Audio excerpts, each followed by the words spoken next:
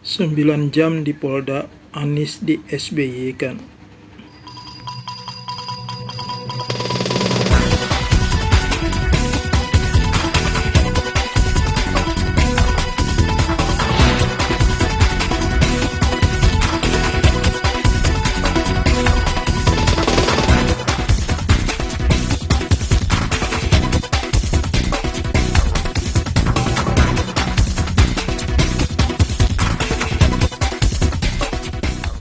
Sampai di kantor pukul 14 siang, mengundang saya untuk memberikan klarifikasi pada tanggal 17 jam 10 pagi.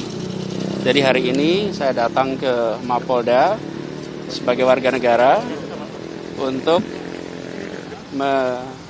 memenuhi undangan dari Polda. Itu aja, makasih. 9 jam untuk klarifikasi bukan waktu yang sebentar. Terlebih lagi ini persoalan tata pemerintahan yang berada di bawah kewenangan gubernur itu sendiri.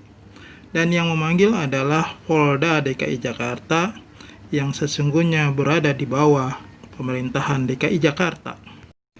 Sebab pemanggilan untuk klarifikasi Gubernur DKI Jakarta Anies Baswedan di Polda Metro Jaya berpangkal dari peristiwa penyelenggaraan Maulid di Petamburan, Tanah Abang, yaitu di kediaman Habibana Muhammad Rizik Syihab dan sekaligus hari pernikahan putrinya.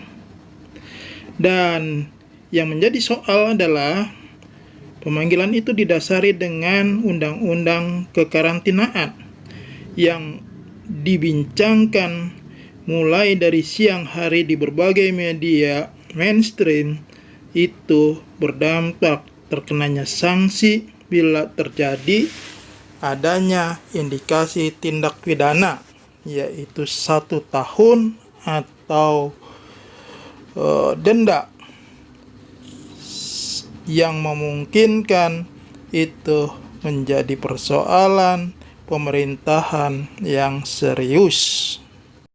Kenapa dikatakan serius?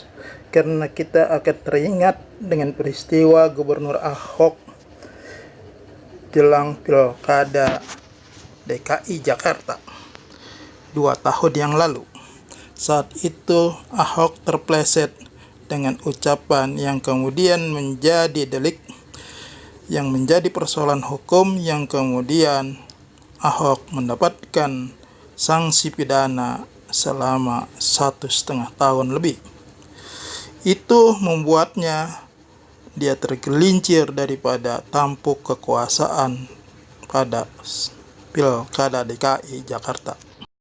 Terlebih selama 2 tahun ini dirasakan oleh publik begitu gencarnya serangan oposan terhadap pemerintahan Anies Baswedan, yang mana selalu dicari celah titik lemah dari kepemimpinan Anies di dalam pemerintahannya. Hal ini tentu saja menjadi spekulasi politik yang terus berkembang di tengah-tengah publik.